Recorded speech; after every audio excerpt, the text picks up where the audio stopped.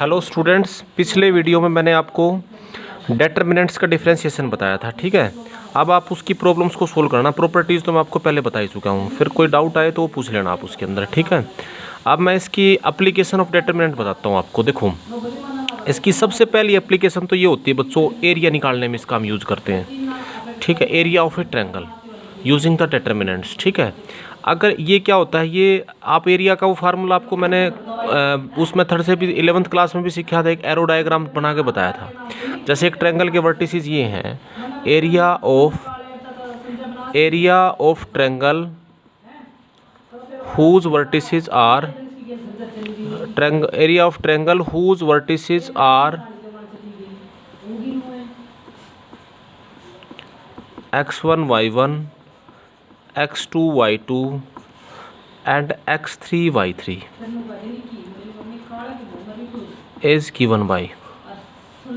ये बात याद रखना आप। ठीक है बच्चों, ये होता है हाफ ऑफ द डेटर्मिनेंट। ये होता है बच्चों, ये पहली रो x1 पहली रो बनेगी, आपका पहला कॉलम बनेगा x coordinate x1 x2 x3 तीनों वर्टिसेस के। दूसरा बनेगा y1 y2 y3 और तीसरा कॉलम बनेगा 1 1 1। ये बन जाएगा आपका। ये है, आप इसको डेटरमिनेंट की सेंस में इस तरह से लिख सकते थे। वैसे आपको याद होगा, आपको ये एरो डायग्राम आपको बताया था, ये इस तरह से बताया था मैंने आपको 11th क्लास में। x1 y1 ऐसे लिखते थे। ये तो किसी भी अनसाइडेड पॉलीगन का था, x2 y2 x3 y3 और फिर बताया था कि पहला दोबारा लिख लो x1 y1। ये मल्टीप्लिकेशन 10th में भी सीखी होगी आपने। ये पॉजिटिव होता है, ये नेगेटिव होता है। समझ गया आप बात ही? तो वो वही चीज़ है, लेकिन डेटरमिनेंट में हम इसको इस तरह से एक्सप्रेस करते हैं। ठीक है, तो एरिया ऑफ डेटरमिनेंट यूज, एक तो इसका यूज करते हैं एरिया निकालने में। अगर मान लो इसकी वैल्यू 0 आ जाए तो इसका मतलब ये पॉइंट्स कैसे हैं, कोलिनियर। आराम से निकाल लोगे आप इसके अंदर। ठीक है, किसी भी ट्रायंगल के वर्टिसेस हैं डेटरमिनेंट के सेंस में आप ऐसे कह सकते हो। अब देखो, यहाँ से इफ x1 ये determinant y1 1 x2 y2 1 x3 y3 1, ये अगर 0 है तो देन पॉइंट्स आर कोलिनियर। तो ये पॉइंट कैसे होंगे बच्चों, कोलिनियर। ठीक है, इन पॉइंट्स को हम, ये पॉइंट्स होंगे x1 y1 x2 y2, एक लाइन के ऊपर लाई करेंगे। ठीक है, तो ये कोलिनियरिटी की कंडीशन होगी। वो एरिया 0 होगा एक तरह से, है ना। एरिया 0 होगा तो तीनों एक लाइन के ऊपर लाई करेंगे। आप और तरीके से भी आप इसको प्रूफ करते हो। ठीक है, अब हमें जैसे इसके अंदर जो सिंप्लीफाई करना है, जैसे आप इसको सोल्व करोगे, आप जैसे एक लाइन का इक्वेशन निकालना होता था, तो इक्वेशन ऑफ डेटरमिनेंट की फॉर्म में लाइन का इक्वेशन आप पढ़ते थे, वहाँ पर भी आपने याद होगा, equation of line equation of line passing throw 2 point form में आप पढ़ते थे ना, passing throw the points x1 y1 and x2 y2 is given by.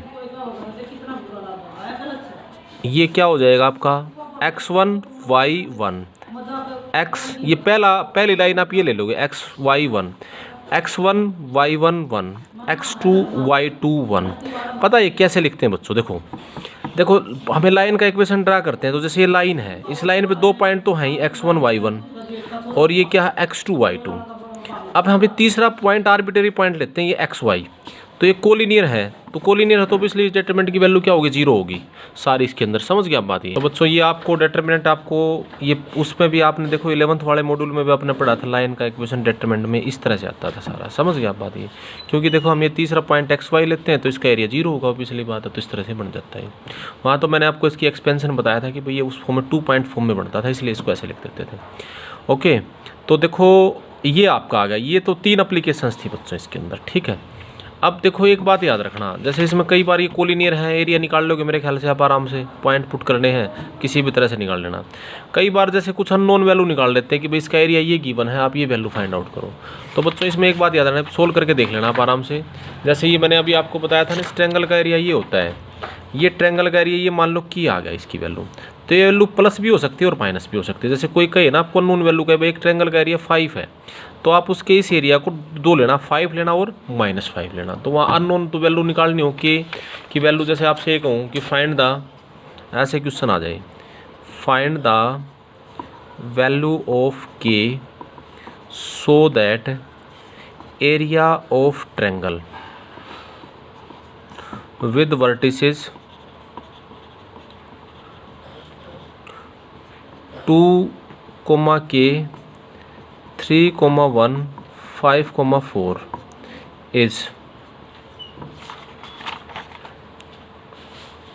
ये k-1 है, इसको ऐसे लिख लो आप, ये लिख लो 2k-1, ये वर्टिसेस है 2k-1, k, जैसे ये लिख दिया, इस 5 यूनिट्स 5 यूनिट्स या कुछ और बोल दे, कुछ भी बोलना चाहिए इसमें। तो आप इसको देखो कैसे निकालोगे, आप लिखोगे इस एरिया का डेटरमिनेंट को, ये क्योंकि देखो ये प्लस भी हो सकता है माइनस भी हो सकता है ना इस डेटरमिनेंट का, तो आप इसमें दो वैल्यू आएंगी के की भाई, कैसे निकालोगे इसको, दो लिखना, एरिया किसके इक्वल होगा, ये लिखना आप हाफ ऑफ द डेटरमिनेंट, ये क्या बनेगा 2k-1 2k-1 और k, और दूसरे वर्टिसेस क्या क्या है आपके 3, 1 5 4 1 1 1, तो आप इसको +-5 लिखना, ठीक है, एक बार प्लस लेना एक बार माइनस लेना, वहाँ से इसकी दो वैल्यूज आ जाएंगी, आगे आप इसको सोल्व कर लोगे, ठीक है। तो इस तरह से इसको सिंप्लीफाई करते हैं, कर लोगे बच्चों आराम से ही।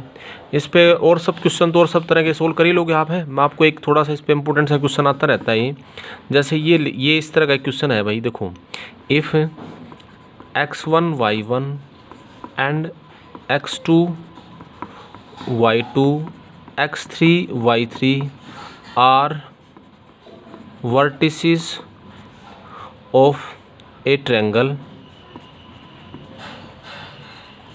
whose sides are A, B, C respectively,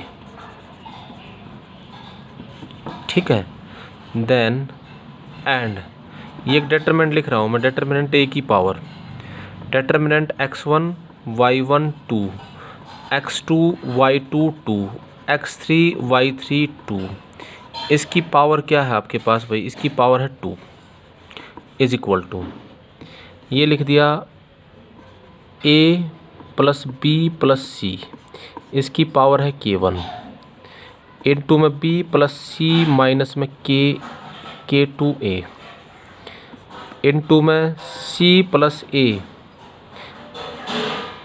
minus में k3b, इसकी पावर है भाई, इसकी पावर है चलो पावर को छोड़ो, इनटू में a + b माइनस में k4c,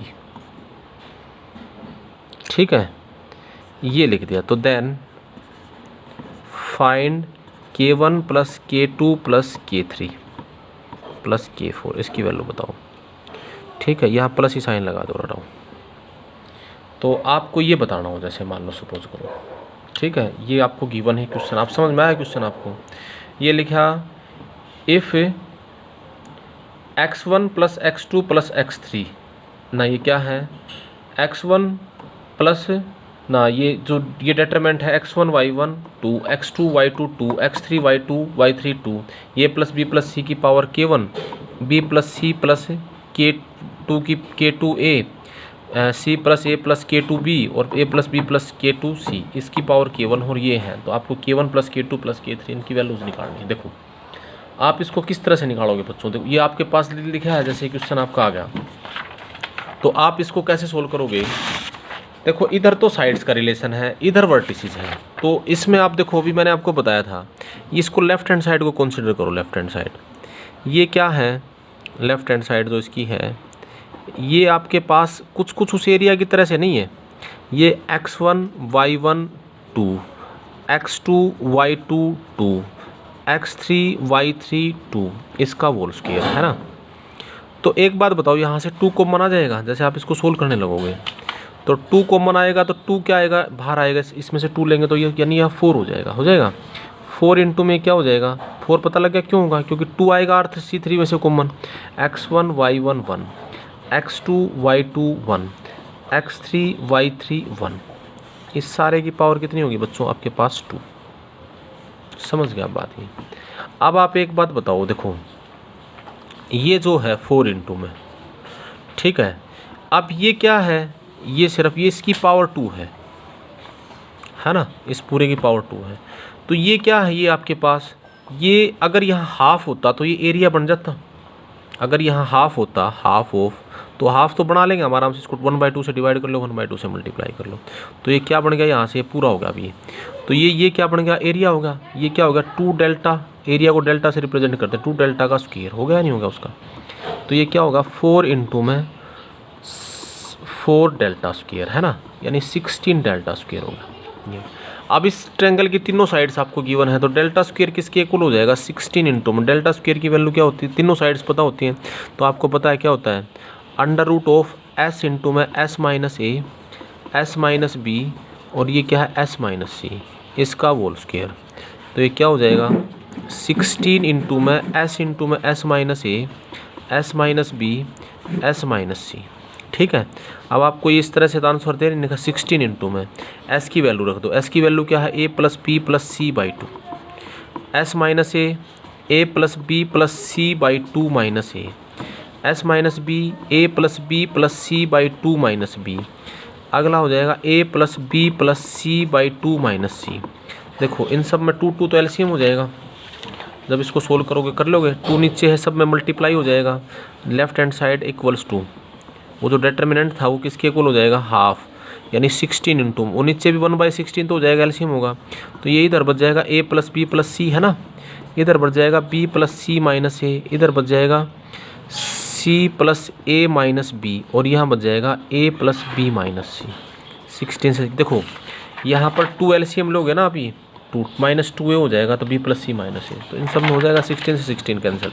तो यानी लेफ्ट हैंड साइड आपके पास क्या आ जाएगी बच्चों, लेफ्ट हैंड साइड क्या आ जाएगी, यह आ जाएगी ए प्लस बी प्लस सी इंटू में बी प्लस सी माइनस ए, सॉरी, और ये सी प्लस ए माइनस बी, और इंटू में ए प्लस बी माइनस सी। तो क्लियरली जो आपको दे रखे हैं यहाँ क्या है, K1 की वैल्यू तो कितनी होगी 1, K2 की वैल्यू कितनी होगी -1, K3 की वैल्यू कितनी होगी -1, और K4 की वैल्यू भी कितनी होगी -1। तो आपसे पूछ रखा था K1 plus K2 plus K3 plus K4, तो इसका आंसर आपका अल्टीमेटली क्या आ जाएगा बच्चों, 1 - 3 यानी -2। आप समझ गए बात ये, तो इसको इस तरह से आप सोल्व कर लेना, ठीक है। तो ये एक एप्लीकेशन थी इसकी एरिया निकालने में, ठीक है। एक एप्लीकेशन आपका इसका है इक्वेशन, सिस्टम ऑफ इक्वेशंस को सोल्व करने में भी हम इसकी यूज़ करते हैं बच्चों, ठीक है। जैसे आप समझ गए होगे बात ये। अब एक एप्लीकेशन है इसका to solve the linear system of the equation, जो आप 10th क्लास में समझते थे ना। देखो पहले मैं लिखता हूँ, to solve the linear system of equation,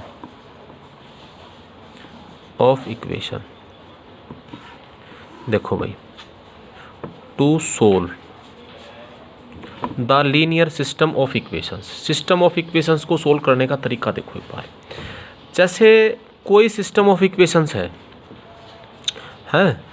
जैसे मान लो ये सिस्टम ऑफ इक्वेशन है आपका, 3 वेरिएबल का आता है, मैक्सिमम 3 के ही होते हैं। आप देखो यहाँ पर ये a1x प्लस b1y, पहले 2 का देखो आप, b1y इज इक्वल टू ये क्या है, या 3 का लिखोगे साथ में, 3 का ही देख लो सीधा, c1z is equal to d1, a2x plus b2y plus c2z is equal to d2, a3x plus b3y plus c3z is equal to d3। ये सिस्टम ऑफ इक्वेशन है। देखो 3 वेरिएबल हैं, 3 इक्वेशन है। n वेरिएबल भी हो सकते थे तो n इक्वेशन हो जाता, ठीक है। तो 2 तक तो आप सोल्व करके आए ही थे, 10th क्लास में सिखाते थे आपको 2 linear equation, pair of linear equations को सोल्व करते थे आप उसके अंदर।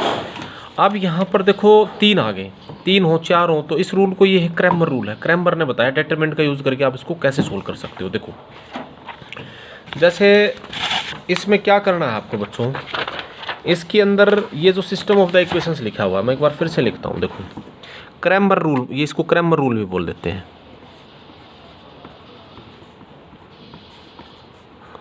रूल।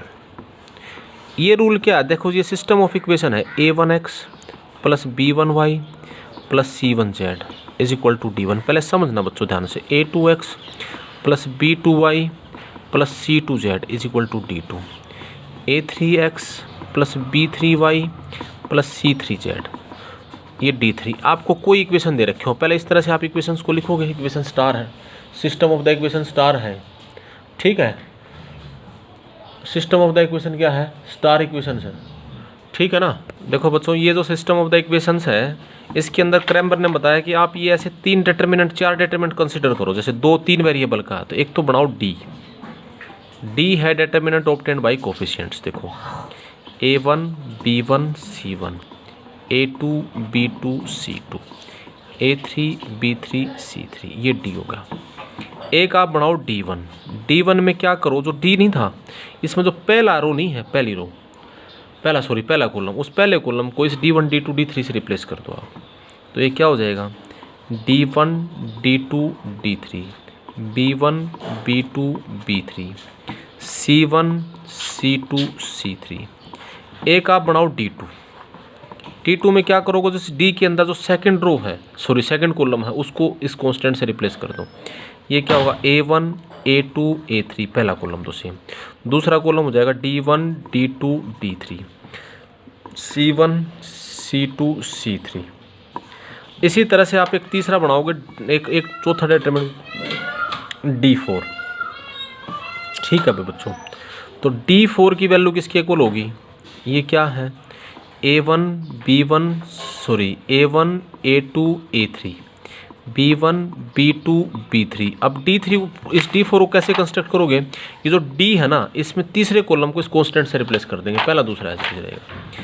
ये क्या हो जाएगा, d1 d2 d3, ठीक है। अब ये 3-4 डिटरमिनेंट्स हो गए। अगर 4 वेरिएबल का होता तो 5 डिटरमिनेंट बनते, 2 वेरिएबल का होता तो 3 डिटरमिनेंट बनते, ऐसे बन गए। अब क्रैमर ने बताया, देखो जरा एक बार, तो भाई एक बार इसको कंसिडर करो, x इंटू में डी, x इंटू में डी को जरा देखो, x इंटू में डी, देखो x इंटू में डी क्या बनेगा, a1 b1 c1, a2 b2 c2, a3 b3 c3। देखो ज़रा, तो आप इसको जो है ना, पहले इस x को मैं किसी भी रो से मल्टीप्लाई कर सकता हूँ, अंदर लेके जाऊँगा तो, है ना, और किसी भी कॉलम से मैं इसको c1 से मल्टीप्लाई करता हूँ, तो dx किसके इक्वल होगा, a1x a2x a3x, ठीक है। b1 b2 b3, c1 c2 c3, आप ऐसे लिख सकते हो। फिर हम इस पर एक छोटा सा ऑपरेशन करेंगे कि c1 में क्या करेंगे, c1 को c1 प्लस में y c2 कर देता हूँ मैं, और z c3 कर सकता हूँ ना सर। तो यानी x इंटू में डी किसके इक्वल होगा बच्चों, देखो ज़रा ध्यान से, ये क्या होगा, a1x plus b1y plus c1z, है ना। दूसरा column a2x plus b2y plus c2z, a3x plus b3y plus c3z, और ये क्या हो गया भाई, b1 b2 b3 c1 c2 c3। अब देखो ये जो वैल्यू है a1x plus b1y plus c1z, इसकी वैल्यू किसकी इक्वल है, d1 है, इसकी वैल्यू d2 है, इसकी वैल्यू d3 है। तो ये क्या बन जाएगा आपका, एक तरह से आप जब आप इसको लिखोगे तो ये क्या हो जाएगा आपका, ये हो जाएगा आपका x इंटू में d इज इक्वल टू, ये आपका हो जाएगा d1 d2 d3, b1 b2 b3, c1 c2 c3 बन जाएगा या नहीं बन जाएगा। तो क्या ये d1 नहीं हो गया आपका, एक तरह से हो गया। तो एक बात बताओ, x की वैल्यू फिर क्या हो जाएगी, d1 बाई डी, समझ के बात ये। सिमिलरली y की वैल्यू क्या हो जाएगी भाई बच्चों, d2 बाई डी, ऐसे कैलकुलेशन उसमें भी कर सकते हैं। और z की वैल्यू क्या हो जाएगी, d3 बाई डी, ठीक है। तो क्रैमर ने बताया कि भाई आप ऐसे डिटरमिनेंट कंसीडर करो और x y z की वैल्यू इस तरह से निकल आएगी, ठीक है। लेकिन ये कैलकुलेशन कब हो पाएगी, जब determinant d should not equal to d की वैल्यू 0 नहीं होनी चाहिए, क्योंकि अगर d 0 हो जाएगा तो डिवाइड नहीं कर सकते हम इसमें, है ना। तो बच्चों हमेशा कोई भी प्रॉब्लम आती है तो हम सबसे पहले उसकी कंसिस्टेंसी क्राइटेरिया देखते हैं। तो एक क्रैमर का रूल समझ में आ गया, सोल्यूशन तो समझ में आ गया होगा कैसे किया हुआ है आपने। तो देखो ये सिस्टम ऑफ द इक्वेशन अगर कंसिस्टेंट है और उसका यूनिक सोल्यूशन है, तो सोल्यूशन तो ये आ जाएगा d1 by D, y is equal to d2 by D, z is equal to d3 by D. तो जो ये सिस्टम ऑफ इक्वेशन था, वो जो स्टार था, उसकी सबसे पहले हम देखते हैं हमेशा कंसिस्टेंसी का क्राइटेरिया, ठीक है। तो कंसिस्टेंसी का क्राइटेरिया निकालोगे तो सबसे पहले तो कोई रूल भी डिफाइंड हो तो उसमें कंसिस्टेंसी का क्राइटेरिया देखते हैं ना। तो हम सबसे पहले वहाँ डी निकालते हैं, क्राइटेरिया फॉर कंसिस्टेंसी, ये आपको बता रहा हूँ। देखो criteria for consistency, consistency of system of equation in star, of equations in star. आप समझ गए बात, जो स्टार में था। आप सबसे पहले तो डी निकालोगे भाई। डी या तो आएगा जीरो या आएगा नॉन जीरो। अगर डी आ गया नॉन जीरो तो system is consistent and has the unique solution, has unique solution. और सॉल्यूशन क्या होगा बच्चों, यूनिकल। डी नॉन जीरो होगा तो सीधी सी बात है सॉल्यूशन आ ही जाएगा, यूनिक सॉल्यूशन। एंड सॉल्यूशन सिर्फ एक ही सॉल्यूशन होगा, and solution is given by, solution is given by x is equal to d1 by d, y is equal to d2 by d and z is equal to d3 by d। ठीक है। और अगर भाई d आ गया zero तो फिर इसके या तो इनफाइनाइट सॉल्यूशन होंगे या कोई सॉल्यूशन नहीं होगा। ठीक है। फिर हम क्या करेंगे, then either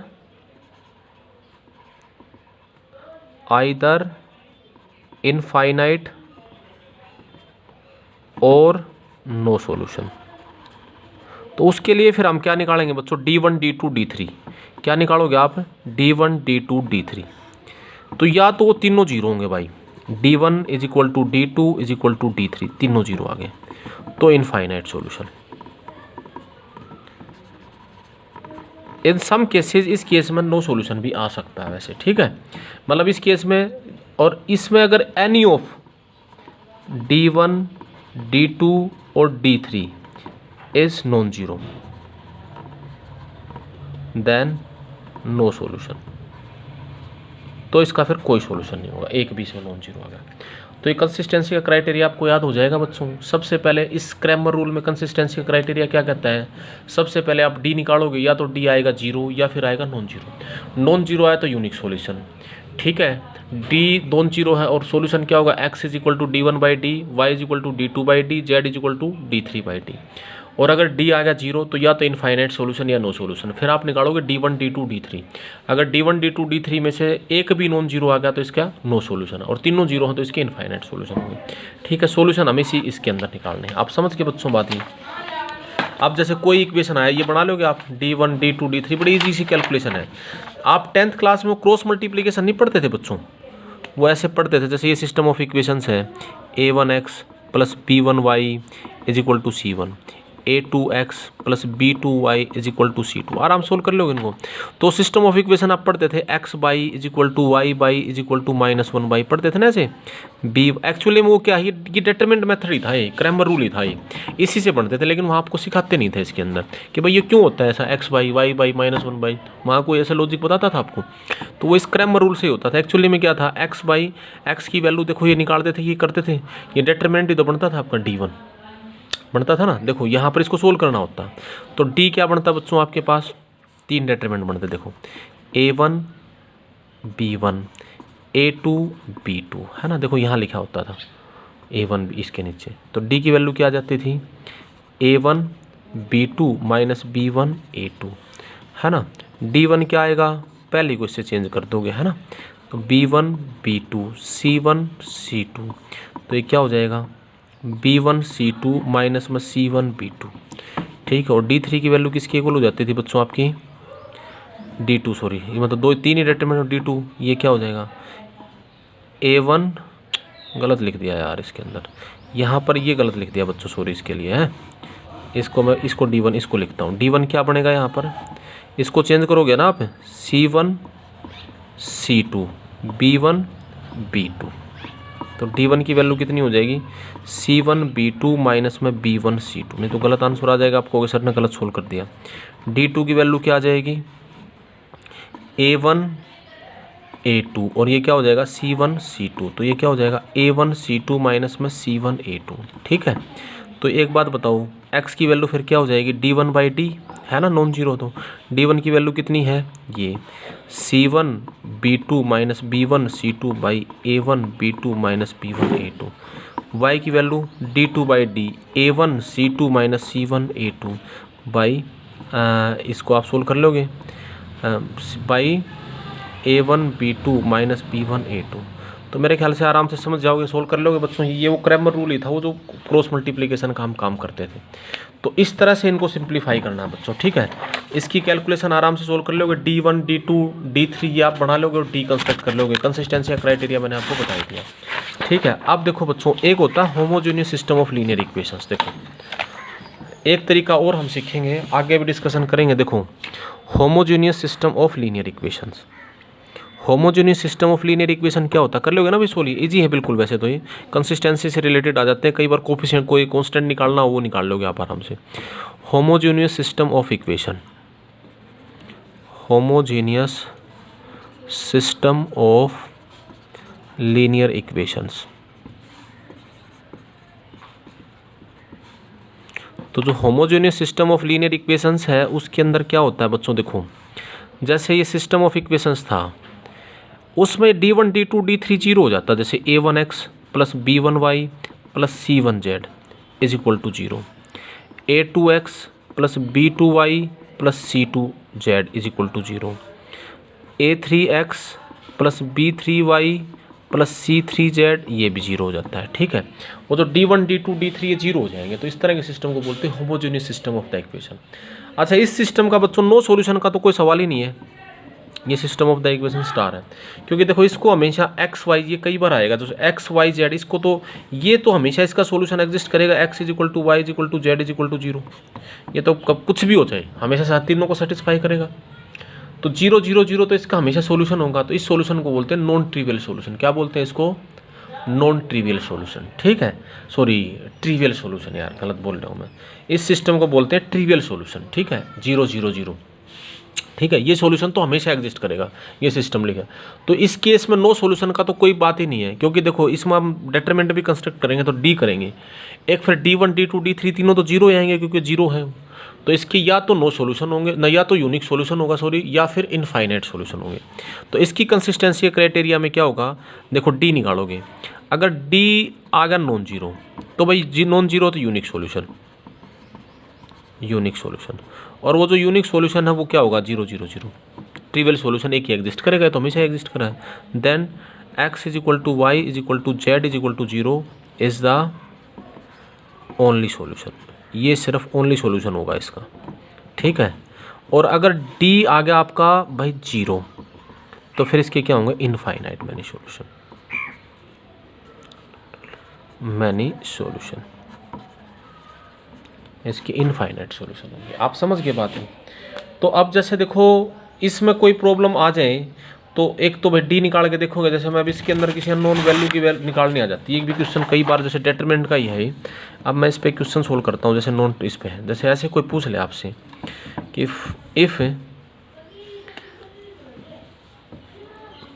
if X Y Z all are not zero, ठीक है, तीनों जीरो नहीं है, एंड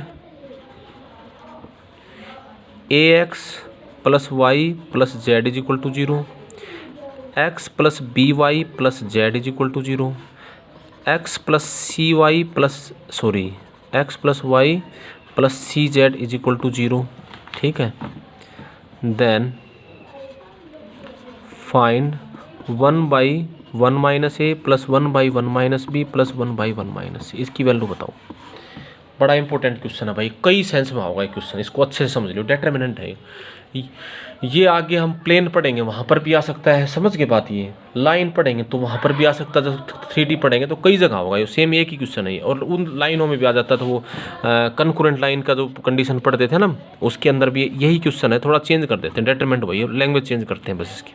देखो ये इसने लिखा X Y Z all are not zero, इस बात का मतलब सारे जीरो नहीं है। जीरो जीरो तो इसको सेटिस्फाई करता है। तो ये जो ये इक्वेशन कैसा है बच्चों? होमोजेनियस इक्वेशन है। तो इसका मतलब या तो इसका एक ही सॉल्यूशन होगा या इनफाइनाइट सॉल्यूशन होंगे। तो सारे जीरो नहीं है, तो इसका मतलब इसके नॉन जीरो सॉल्यूशन भी एग्जिस्ट करेंगे। तो फिर उस केस में इसके क्या होंगे? Infinite solution. क्या होंगे उस केस में? इसके इनफाइनाइट सॉल्यूशन। और इनफाइनाइट सॉल्यूशन में उनमें एक सॉल्यूशन जीरो जीरो भी होगा। तो इस बात का मतलब ये है कि जब हम इसके अंदर देखेंगे ना, इसके अंदर, तो ये बात इनफाइनाइट है। तो इसका मतलब इसमें डी जीरो के इक्वल होगा भाई। डी जो है, डी क्या बनेगा बच्चों यहाँ पर? A11 1B1 1C ये किसके इक्वल होगा 0। ठीक है, ये हमारे पास गिवन कंडीशन आ गई। अब ज़रा इसको हम सोल्व करते हैं। देखो इसमें एक छोटा सा ऑपरेट करो कि भाई ये आपके पास आ गया, ये यानी आपके पास ये आ गया। देखो A11 1B1 1C 0 है। यहाँ क्या करो भाई, C1 में से तो कर दो C1 माइनस C2 और C2 में से कर दो C2 माइनस C3। ठीक है, तो देखो बच्चों ये क्या आ जाएगा, डिटर्मिनेंट ऑफ A-1 है ना, 1 माइनस बी, पहले इसको सोल्व करते हैं। ठीक है, और ये क्या हो जाएगा 0 है ना, यहाँ पर क्या आ जाएगा 0, ये क्या आ जाएगा B माइनस एन, ये क्या हो जाएगा 1 माइनस सी 1 C, इसकी वैल्यू क्या आ जाएगी 0। ठीक है, अब इस डिटरमिनेंट की एक बार वैल्यू कैलकुलेट कर लो आप। तो ये वैल्यू कैलकुलेट करोगे तो क्या आ जाएगा A-1 है ना, इनटू में इसको इससे मल्टीप्लाई करोगे, ये आएगा ना, ये क्या हो जाएगा BC। C1 में एक्सपेंड कर लो या C1 में कर लो या R1 में कर लो, कोई फ़र्क नहीं पड़ेगा इसके अंदर, ध्यान। ठीक है, BC इसको इससे मल्टीप्लाई करोगे, BC माइनस में C -1 और प्लस C हो जाएगा।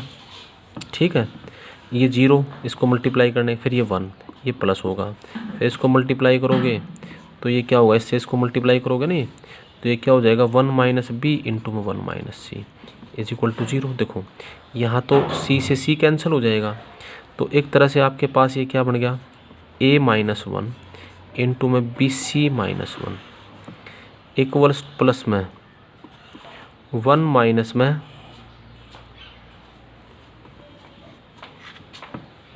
क्या बनेगा 1 माइनस में BC 1 माइनस में C इज इक्वल टू 0। ठीक है, इस पूरे इक्वेशन को आप किससे डिवाइड कर दो, 1 माइनस बी माइनस 1 माइनस सी, इससे डिवाइड कर दो। तो यहाँ पर ये कैंसिल, इस पूरे को इसको इससे डिवाइड कर देते हैं, 1 माइनस ए इंटू में 1 माइनस बी 1 माइनस सी, ये भी 1 माइनस ए 1 माइनस बी 1 माइनस सी कर सकते हो ऐसे।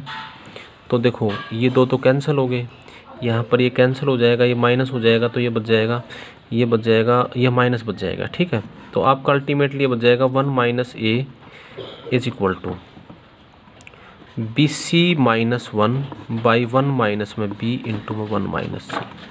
आपको किसकी वैल्यू चाहिए है, जो वैल्यू चाहिए है वो उसको ऐड कर दो। अब आपको ये वैल्यू चाहिए थी ना, अब आपकी ये वैल्यू आ गई है 1 माइनस में A।